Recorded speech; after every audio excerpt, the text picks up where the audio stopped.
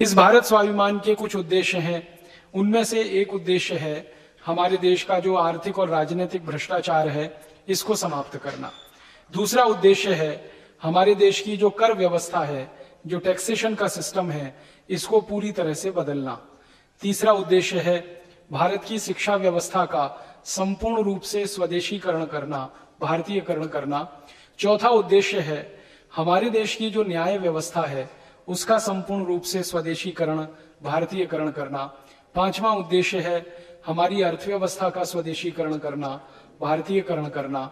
छठा उद्देश्य है हमारे देश की जो सामाजिक कुरीतियां हैं उनको जड़ मूल से नाश करना, जैसे शराब है, बीड़ी है, सिगरेट है, गुटखा है, तंबाकू है, व्यसन के अधीन रखने वाली जो खराब बातें देश और समाज में फैली हैं, इनकी समाप्ति करना।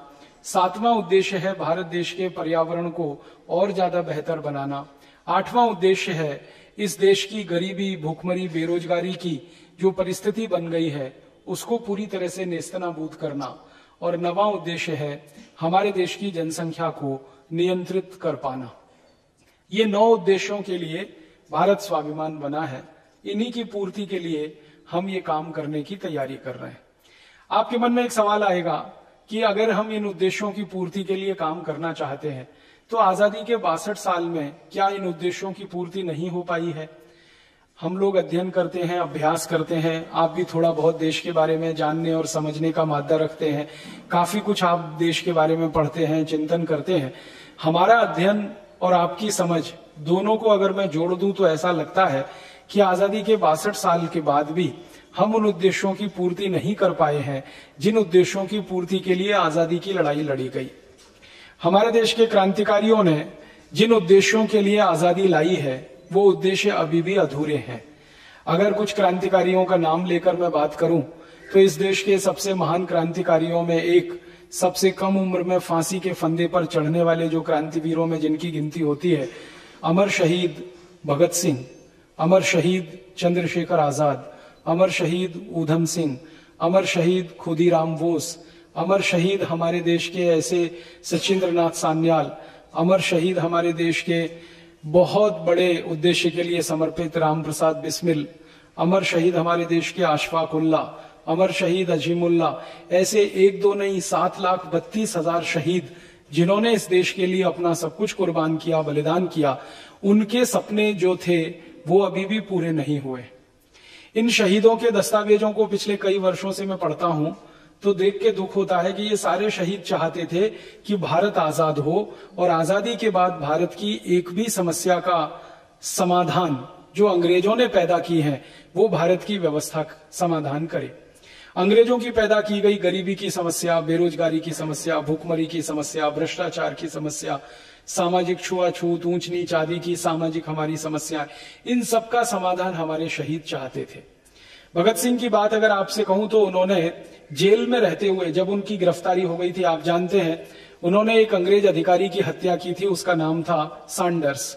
सैंडर्स ने हमारे देश के एक क्रांतिकारी लाला लाजपत राय को लाठियों से इतना पीटा था कि श्री लाला लाजपत राय की मृत्यु हो गई थी। हमारे भारत देश में अंग्रेजों के खिलाफ जुलूस निकालने के, अंग्रेजों के खिलाफ रैली निकालने के एक कार्यक्रम में लाला लाजपत राय शामिल थे। उनके ऊपर लाठियां मारी गईं, सिर पर उनके लाठियां बरसाई गईं। परिणाम ये हुआ उनकी मृत्यु हुई।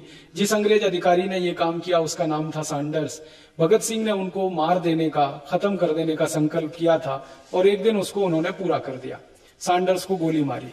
उसके बाद भगत सिंह ने हमारे देश की संसद में बम फेंका था, वो आप भी जानते हैं, और संसद में बम फेंका गया था अंग्रेजी सरकार के कान खोलने के लिए, क्योंकि अंग्रेजी सरकार भारत के लोगों की कोई बात सुनने को तैयार नहीं थी। उसके बाद भगत सिंह जी की गिरफ्तारी हुई। गिरफ्तारी के बाद उनको लाहौर जेल में रखा गया। 1931 में 23 मार्च को उनको फांसी हुई थी। फांसी से 2 साल पहले भगत सिंह ने एक घोषणा पत्र जारी किया था। 1929 में जेल में रहते हुए उन्होंने एक मैनिफेस्टो बनाया था, क्योंकि बहुत लोग उनसे जेल में मिलने के लिए आते थे और वो उनसे यही कहते थे कि आप इस देश में क्या करना चाहते हैं वो लिखकर हमारे देश के लोगों को बताइए, क्योंकि जेल से बाहर तो जा नहीं सकते, व्याख्यान दे नहीं सकते, भाषण हो नहीं सकता। तो श्री भगत सिंह ने एक घोषणा पत्र तैयार किया था। उस घोषणा पत्र को आप देखेंगे तो उसमें पहला ही बिंदु है, वो ये कह रहे हैं और लिख रहे हैं कि आजादी मिलने के बाद इस देश में सबसे पहला काम ये होना चाहिए कि अंग्रेजों की बनाई गई पूरी व्यवस्थाएं बदल जानी चाहिए। वैसे अगर आप भगत सिंह जी की पूरी जानकारी और उनकी पूरी आइडियोलॉजी को गहराई के साथ जानना चाहते हैं तो मैं आपको डेफिनेटली रिकमेंड करूंगा, आप उनकी पूरी बायोग्राफी को सुन सकते हैं कुकू एफएम पर। जिन लोगों को पता नहीं है कुकू एफएम के बारे में, उन लोगों को मैं बता दूं, ये एक बहुत ही अच्छा ऑडियो लर्निंग का प्लेटफॉर्म है। बहुत बड़ा ऑडियो लाइब्रेरी है ये, जिसमें आपको मिलेगा बहुत सारी कैटेगरियों के ऑडियो बुक्स। आमतौर पर कुकू एफएम का प्राइस होता है 399 रुपीज। अभी एक स्पेशल डिस्काउंट चल रहा है रिपब्लिक डे का, तो इस रिपब्लिक डे हमने कुकू एफएम के साथ मिलके 50% ऑफ लेकर आए हैं आपके लिए। सिर्फ 199 कॉस्ट पड़ेगा अगर आप मेरा कूपन कोड इंडिया यूज करते हैं तो, जो कि सिर्फ 29 जनवरी तक वैलिड है। पूरे साल भर तक इस कॉस्ट पे आप कुकू एफएम का पूरा लाइब्रेरी एक्सेस कर सकते हैं। लिंक नीचे डिस्क्रिप्शन में है, जाके जरूर चेकआउट करें। सुनेगा इंडिया तो बढ़ेगा इंडिया। अब चलते हैं टॉपिक पर। उस घोषणा पत्र में दूसरी बात ये कह रहे हैं कि अंग्रेजों ने भारत के नागरिकों की लूट करके जितना धन यहां से ले जाया है, ले गए हैं अंग्रेज यहां से, उस धन की किसी तरह से भारत में वापसी होनी चाहिए। तीसरा बिंदु उन्होंने लिखा है कि भारत देश के गरीबों की गरीबी संपूर्ण समाप्त होनी चाहिए। चौथा बिंदु है बेरोजगारी इस देश से मिट जानी चाहिए। पांचवा बिंदु उन्होंने लिखा है कि भारत के लोगों का सम्मान इतना होना चाहिए, वो हमारे देश के गरीब से गरीब आदमी हो, साधारण से साधारण आदमी हो, उनको भी इस देश में जिंदा रहने का उतना ही सम्मानजनक अधिकार मिले जो किसी करोड़पति को मिलता है। ऐसे उन्होंने करीब 28 से 29 बिंदु का घोषणा पत्र लिखा था। कुछ इसी तरह का घोषणा पत्र चंद्रशेखर आजाद ने बनाया था, वो 1924 में बनाया था। 1924 में चंद्रशेखर आजाद ने एक घोषणा पत्र तैयार किया था। उनका संगठन था हिंदुस्तानी रिपब्लिकन एसोसिएशन, हिंदुस्तानी सोशलिस्ट रिपब्लिकन एसोसिएशन। इस संगठन के अध्यक्ष थे पंडित राम प्रसाद बिस्मिल, इसके उपाध्यक्ष थे मनमथ नाथ गुप्त, इसके सेक्रेटरी हुआ करते थे चंद्रशेखर आजाद, और इसमें 14 और क्रांतिकारी शामिल थे। सचिंद्र नाथ लाहिड़ी थे इसके, वो ज्वाइंट सेक्रेटरी हुआ करते थे। ये संगठन का भी घोषणा पत्र 1924 में आया था। इसी तरह लोकमान्य बाल गंगाधर तिलक ने भारत की आजादी और संपूर्ण स्वराज्य के लिए घोषणा पत्र तैयार किया था। वो 1894 में पूरे देश के सामने रखा गया था। थोड़े संशोधन के बाद 1905 में वो फिर देश के लोगों के सामने रखा गया था। उसमें उन्होंने सबसे बड़ा जोर दिया था कि जब तक स्वदेशी की स्थापना भारत में नहीं होगी, स्वराज्य नहीं आएगा। और ऐसे एक एक नहीं, बहुत सारे क्रांतिकारियों के नाम लेके मैं आपसे कह सकता हूं। एक क्रांतिकारी हुआ करते थे नाना साहब पेशवा, उन्होंने एक घोषणा पत्र 1857 में लिखा था, जब आजादी का पहला संग्राम इस देश में हुआ था। उसमें भी उन्होंने कुछ इसी तरह की बातें लिखी थी। अंग्रेज चले जाएं, अंग्रेजों की सरकार चली जाए, अंग्रेजों की व्यवस्था खत्म हो जाए, स्वदेशी व्यवस्था हो, गरीबी दूर हो, बेकारी दूर हो। ये सारे नाम लेने के पीछे मेरा एक ही आशय है कि मैं आपके ध्यान में एक ही बात लाना चाहता हूं, वो ये कि भारत के सारे क्रांतिकारियों का कोई सपना था देश की आजादी के लिए, देश की स्वतंत्रता के लिए, और उस सपने के लिए पूरा जीवन उन्होंने कुर्बान कर दिया। किसी ने 23 साल की उम्र में फांसी के फंदे को चूम लिया, तो किसी ने 16 साल की उम्र में फांसी के फंदे को चूम लिया। खुदीराम बोस को जब फांसी हुई थी तो उनकी उम्र मात्र 16 साल की थी, और अंग्रेजी सरकार के कानून के खिलाफ उनको फांसी हुई थी। अंग्रेजों की सरकार का उस समय का कानून था कि 18 साल से कम उम्र के किसी भी बच्चे को फांसी नहीं दी जा सकती, लेकिन खुदीराम बोस को 16 साल की उम्र में ही फांसी पे चढ़ा दिया अंग्रेजों ने। तो खुदीराम बोस रहे हो जिनकी 16 साल की उम्र में फांसी हो, या शहीद भगत सिंह हो जिनकी 23 साल की उम्र में फांसी हो, या चंद्रशेखर आजाद की शहादत जो 25-26 साल की उम्र में हुई, सभी क्रांतिकारियों ने अपने जीवन का वो समय दांव पे लगाया जो सबसे गोल्डन पीरियड होता है, सुवर्ण युग होता है, जवानी का समय होता है। अपनी पूरी जवानी को देश के लिए होम कर दिया। और ऐसे एक दो क्रांतिकारी नहीं थे, 7,32,000 थे। झांसी की रानी लक्ष्मीबाई हो, रानी झलकारी बाई हो, कित्तूर चेन्नम्मा हो, रानी दुर्गावती हो, किसी का भी नाम लेके आप देखेंगे, झांकने की कोशिश करेंगे उनके जीवन में, तो आपको पता चलेगा कि उन्होंने अपनी जवानी के दिनों में कोई सुख नहीं भोगा अपने शरीर के लिए, अपने परिवार के लिए। सब कुछ उन्होंने कुर्बान किया इस देश के लिए, समाज के लिए, और उन्हीं की कुर्बानियों की बदौलत हम इस देश में आजाद हो पाए हैं। हमारे देश में क्रांतिकारियों की एक धारा थी जो अहिंसा के रास्ते पे चलकर देश को आजाद कराना चाहते थे। महात्मा गांधी उनके नेता थे। दूसरी क्रांतिकारियों की एक धारा थी जो अंग्रेजों से सीधे संघर्ष करके इस देश को आजाद करना चाहते थे, हिंसा के रास्ते से। मेरा ऐसा मानना है कि एक कैंची होती है ना, कैंची, उसके दो हिस्से होते हैं। ऐसे ही हमारे देश की आजादी की लड़ाई को अगर हम कैंची माने तो इस कैंची के दो हिस्से थे, एक अहिंसावादी क्रांतिकारी, दूसरे हिंसा को मानकर काम करने वाले क्रांतिकारी। दोनों ने मिलकर अंग्रेजों को काटा था, या अंग्रेजी साम्राज्य को काटा था, या अंग्रेजी साम्राज्य के तारों को काटा था। दोनों का ही योगदान इस देश में बहुत महत्वपूर्ण है, किसी को कम करके नहीं आंका जा सकता। गांधी जी के साथ करोड़ों करोड़ों लोगों ने भी अपना जीवन दांव पे लगाया था और उनके कहने पर अपना सारा सुख सुविधाएं, परिवार छोड़कर आजादी की लड़ाई में कूद पड़े थे। तो इन सारे के सारे क्रांतिकारियों ने कोई सपना देखा इस देश की आजादी के लिए। अब आजादी के 62 साल के बाद हम उस सपने का अगर मूल्यांकन करें तो बहुत दुख और अफसोस होता है कि आजादी के 62 साल के बाद भी किसी क्रांतिकारी का सपना पूरा नहीं हुआ। महात्मा गांधी कहते थे कि आजादी के बाद ग्राम स्वराज्य आएगा, ग्राम राज्य आएगा, लेकिन नहीं आया। भगत सिंह का कहना था आजादी के बाद अंग्रेजों की व्यवस्था खत्म हो जाएगी, लेकिन नहीं हुई। चंद्रशेखर आजाद का कहना था कि आजादी के बाद गरीबी खत्म हो जाएगी, नहीं हुई। ऊधम सिंह कहा करते थे कि आजादी के बाद हर गरीब आदमी को सम्मान मिलेगा, नहीं मिल पाया। किसी भी क्रांतिकारी के जितने सपने उन्होंने देखे थे उसमें से किसी एक का भी हम मूल्यांकन करेंगे, विश्लेषण करेंगे तो पता चलेगा कि कुछ भी नहीं हुआ। तो हुआ क्या फिर इस देश में? अगर हम देखना चाहें तो क्रांतिकारियों के सपने अगर पूरे नहीं हुए तो इसका माने तो आजादी अधूरी है, पूरी नहीं है। अगर लोकमान्य तिलक स्वदेशी और स्वराज्य की बात किया करते थे तो भारत की आजादी के 62 साल के बाद ना तो इस देश में स्वदेशीपन है और ना ही स्वराज्य की स्थापना हुई है। अगर हमारे क्रांतिकारी पूर्ण स्वतंत्रता की बात करते थे तो आजादी के बाद तो हमने कोई स्वतंत्रता नहीं प्राप्त की है। स्वतंत्र अगर एक शब्द को ध्यान दें तो इसमें स्व है, अपना, तंत्र माने सिस्टम, अपना तंत्र, अपना सिस्टम। आजादी के बाद स्वतंत्रता की बात जो समझने के लिए हम कहें तो हमने तो कोई अपना सिस्टम नहीं बनाया, हम तो अंग्रेजों के सिस्टम में ही सारा का सारा काम कर रहे हैं। आपको सुन के हैरानी होगी, ताज्जुब होगा।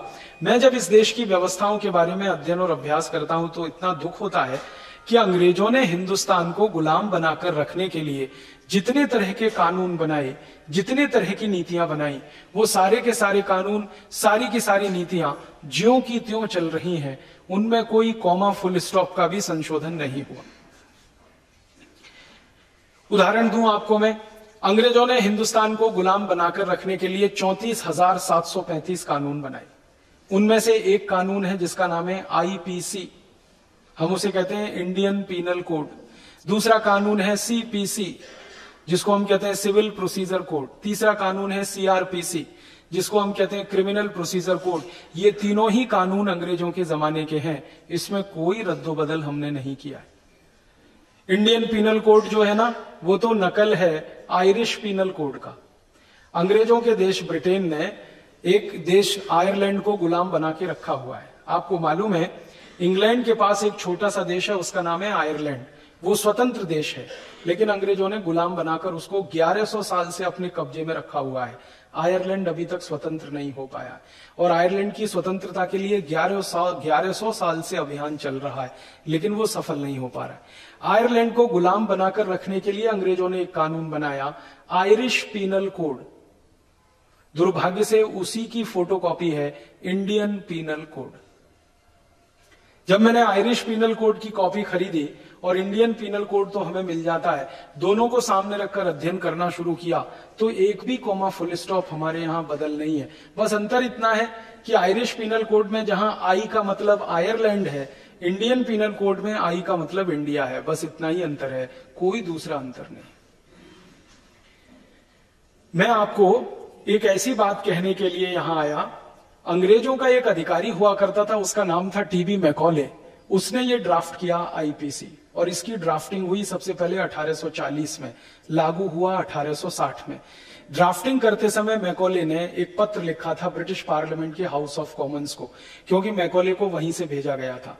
उस पत्र में वो लिख रहा है कि मैंने भारत की न्याय व्यवस्था को आधार देने के लिए एक ऐसा कानून बना दिया है जिसके लागू होने पर भारत के किसी आदमी को न्याय नहीं मिलेगा। वो खुद लिख रहा है और वो अपने ही पत्र में लिख रहा है कि इस कानून की जटिलताएं इतनी हैं कि हिंदुस्तान का साधारण आदमी तो इसको समझ ही नहीं सकेगा। और तीसरी बात वो लिखता है कि जिन भारतवासियों के न्याय के लिए ये बनाया गया है, उन्हीं को ये कानून सबसे ज्यादा तकलीफ पैदा करेगा। चौथी बात वो लिखता है कि भारत की जो पुरानी न्याय व्यवस्था कुछ हुआ करती थी, उसको ये संपूर्ण जड़ से खत्म कर देगा। और पांचवी बात वो कहता है कि जब भारत के लोगों को न्याय नहीं मिलेगा, तभी हमारा राज्य भारत पर मजबूती से स्थापित होगा। आईपीसी की ड्राफ्ट करने वाला मैकॉले ये कह रहा है, और उसकी बात आजादी के 62 साल के बाद हमें सच होती हुई दिखाई दे रही। आईपीसी पूरा का पूरा अंग्रेजों का बनाया हुआ ड्राफ्ट है, जिसके आधार पर इस देश में न्याय व्यवस्था चल रही है। परिणाम जानते हैं क्या है? इस न्याय व्यवस्था में 3.5 से 4 करोड़ मुकदमे पेंडिंग हैं अलग अलग अदालतों में, उनके फैसले नहीं हो पा रहे। 10 करोड़ से ज्यादा लोग न्याय के लिए भटक रहे हैं। लोअर कोर्ट में, हाई कोर्ट में, सुप्रीम कोर्ट में 10 करोड़ से ज्यादा लोगों को न्याय की उम्मीद है, लेकिन न्याय मिलने की दूर दूर तक कोई आशा नहीं है। कारण क्या है? आईपीसी का आधार ही ऐसा है कि वो न्याय नहीं दे सकता। और एक गहरी बात मैकॉले कहता है, वो ये कहता है कि ये कानून लागू होने के बाद भारतवासी ये अपेक्षा करेंगे कि उनको न्याय मिले। न्याय तो कहीं नहीं मिलेगा, उनके मुकदमों का फैसला होगा, न्याय नहीं मिलेगा। मुकदमे का निपटारा होना अलग बात है, केस का डिसीजन आना एक अलग बात है, केस का जजमेंट आना एक अलग बात है, और न्याय मिलना बिल्कुल अलग बात है। तो वो खुद ही कह रहा है कि इससे तो न्याय मिलेगा नहीं। अब इतनी साफ बात जिस मैकॉले ने आईपीसी के बारे में लिखी है, उस आईपीसी को हिंदुस्तान की संसद ने आजादी के 62 साल के बाद भी नहीं बदला, वो वैसे का वैसा ही चल रहा है। यही हाल सीआरपीसी का है, यही हाल सीपीसी का है, यही हाल हिंदुस्तान के एक कानून का है जिसका नाम है इंडियन पुलिस एक्ट। 1860 का बना हुआ ये कानून है। अंग्रेजों ने ये कानून बनाया था भारतवासियों पर दमन और अत्याचार करने के लिए। आजादी के 62 साल के बाद भी वही हो रहा है, दमन और अत्याचार। इस कानून में हर पुलिस अधिकारी को राइट टू ऑफेंस है, पिटने वाले को राइट टू डिफेंस नहीं है, क्योंकि ये गुलामी के दौर का कानून है। इसमें हम कोई संशोधन नहीं कर पाए 62 साल के बाद। एक इंडियन सिविल सर्विसेज एक्ट है, जिसमें इतना ही संशोधन हुआ है कि वो इंडियन सिविल सर्विसेज एक्ट से होकर इंडियन एडमिनिस्ट्रेटिव एक्ट हो गया है, बाकी उसमें कुछ बदला नहीं है। वैसे की वैसी धारा है, वैसे के वैसे सारे बंद और उपबंध उस कानून के हैं। एक इंडियन फॉरेस्ट एक्ट है, बड़ा अद्भुत कानून है। साधारण आदमी लकड़ी नहीं काट सकता, अगर काटे तो जेल हो जाए उसको। भारत का कोई साधारण आदमी गलती से जंगल में चला जाए और कुछ लकड़ी ले आए, क्या करने के लिए? चूल्हा जलाने के लिए, आग जलाने के लिए, रोटी बनाने के लिए। साधारण आदमी जंगल से लकड़ी लाकर अगर ये काम करे तो अपराध है। लेकिन कोई ठेकेदार इस देश में जंगल के जंगल साफ कर दे, कोई फर्क नहीं पड़ता इस देश में। जंगल के जंगल साफ कर। हमारे देश में एक अमेरिकी कंपनी है जो ये काम करती है, उसका नाम है आईटीसी। पूरा नाम है इंडियन टोबैको कंपनी, मूल नाम है अमेरिकन टोबैको कंपनी। ये कंपनी सिगरेट बनाती है। आपको मालूम है सिगरेट बनाने के लिए कागज लगता है, कागज बनाने के लिए पेड़ काटने पड़ते हैं। ये कंपनी हर साल हिंदुस्तान में 200 अरब सिगरेट बना के बेचती है, और ये कंपनी हर साल 14 करोड़ पेड़ काटती है। इस कंपनी के किसी अधिकारी को आज तक जेल नहीं हुई है, फांसी पे नहीं लटकाया गया है। क्यों? इंडियन फॉरेस्ट एक्ट ऐसा है जिसमें सरकार के द्वारा अधिकृत ठेकेदार तो जंगल के जंगल काट सकता है, लेकिन साधारण आदमी जंगल से एक लकड़ी नहीं उठा सकता। आपका जो मध्य प्रदेश है ना, इसके जबलपुर हाई कोर्ट में एक मुकदमा चल रहा है। मैं उस मुकदमे में एक तरह से हस्तक्षेप करने वाला व्यक्ति बना हुआ। वो मुकदमा बहुत इंटरेस्टिंग है। एक बूढ़ी महिला है, जबलपुर में रहती है, उसके ऊपर फॉरेस्ट डिपार्टमेंट ने मुकदमा किया हुआ है। आरोप क्या है? उसने जंगल से लकड़ी चुराई। उस महिला को जब अदालत में पेश किया गया तो जज के सामने उसने एक ही सवाल पूछा जिसका जवाब किसी के पास नहीं है। उस महिला ने यह कहा था कि मैंने लकड़ी चुराई रोटी बनाने के लिए, और रोटी बनाने के लिए अगर मैं लकड़ी ना जलाऊं तो क्या दोनों हाथ जलाऊं अपने चूल्हे में? किसी के पास जवाब नहीं। और हमने उसकी वकालत करते हुए कोर्ट के सामने कहा कि इस महिला ने 2 लकड़ी चुराई है और चूल्हे में जलाई है और 2 रोटी बनाई है, तो इसको जेल भेजने की आप तैयारी कर रहे हैं। यहां आईटीसी नाम की कंपनी हर साल 14 करोड़ पेड़ काट रही है, उसके गिरेबान पर हाथ डालने की हिम्मत आपकी अदालत में भी नहीं है। क्यों? पैसे वाली कंपनी है, अमेरिका की कंपनी। तो कानून जो बने हुए हैं वो इस हिसाब से बने हुए हैं कि साधारण आदमी को आप जितनी प्रताड़ना दे सकते हैं, साधारण आदमी को जितना दुख दे सकते हैं दे दो, विशेष आदमी को आप छू भी नहीं सकते उस कानून की ताकत से। ऐसा इंडियन फॉरेस्ट एक्ट है।